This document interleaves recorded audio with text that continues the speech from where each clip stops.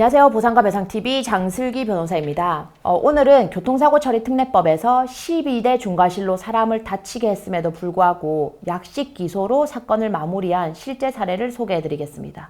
교통사고는 아무리 자기가 조심해도 발생할 수 있는 그런 일입니다. 순간적인 실수나 부주의로 누구나 낼 수 있기 때문에 우리 법은 기본적으로 교통사고를 낸 운전자를 처벌하지 않는 방향으로 설계되어 있습니다. 교통사고 처리 특례법에 따르면 종합보험에 가입된 차량이 사고를 내서 사람이 다쳤더라도 피해자에게 민사배상이 이루어질 수 있다면 일반적으로 운전자를 형사처벌하지는 않습니다. 이는 피해자가 가해자의 종합보험을 통해 충분한 배상을 받을 수가 있고 운전자를 처벌하는 것이 추가적인 사회적 이익을 가져오지 않는다는 판단에 기초합니다. 근데 이런 원칙에도 중요한 예외가 있습니다. 바로 12대 중과실입니다.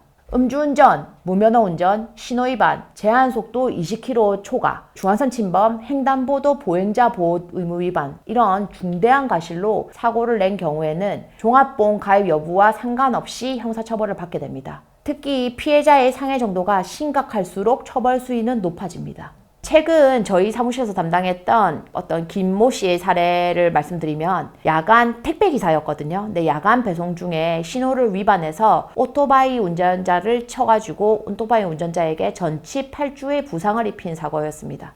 전치 8주는 상당히 심각한 부상으로 일반적으로는 이런 경우 초범이라고 하더라도 금고형의 집행유예는 각오를 해야 되는 상황이었습니다. 법원이나 검찰로부터 선처를 받기 위해서는 단순히 죄송합니다 라고 말하는 것보다는 더 깊은 전략이 필요합니다. 판사나 검사도 사람이기 때문에 피고인의 상황에 공감하고 측은지심을 느낄 때 선처할 가능성이 높아집니다. 김 씨의 경우에는 가정 형편이 어려워서 야간까지 택배 일을 계속 추가로 해야 됐고 사고 당일에는 새벽부터 16시간 넘게 일하면서 과로한 상태였습니다. 그럼에도 생계를 위해서 운전을 계속해야 됐고 자신의 컨디션이 좋지 않음을 인지하고 제한속도보다 훨씬 낮은 속도로 조심스럽게 운전하던 중에 순간적으로 황색 신호로 바뀌는 것을 놓쳐서 사고가 발생하게 되었습니다. 우리는 이러한 사정을 구체적이고 진정성 있게 의견서에 담았습니다. 단순한 변명이 아니라 사고 발생의 배경과 피의자의 안타까운 상황을 객관적으로 그리고 감정에 호소하는 방식으로 전달했습니다. 또한 김 씨가 사고 직후에 구급차를 불러서 피해자를 병원으로 이송하고 치료비를 성실히 지급했으며 회복하는 과정에도 계속 병문안을 다녔다는 점도 강조했습니다. 김 씨 사례에서 가장 중요했던 것은 피해자에게 진심으로 사과를 하고 합의를 이끌어낸 것이었습니다. 수사 초기부터 피해자를 직접 만나서 사과할 기회를 계속해서 만들었습니다. 피해자는 처음에는 강한 분노를 표현했지만 김 씨의 진심 어린 사과와 어려운 상황 설명을 들은 이후에 점차 마음을 열기 시작했습니다. 합의하는 과정에서도 김 씨는 자신의 경제적 한계에도 불구하고 최대한 합의금을 마련했습니다.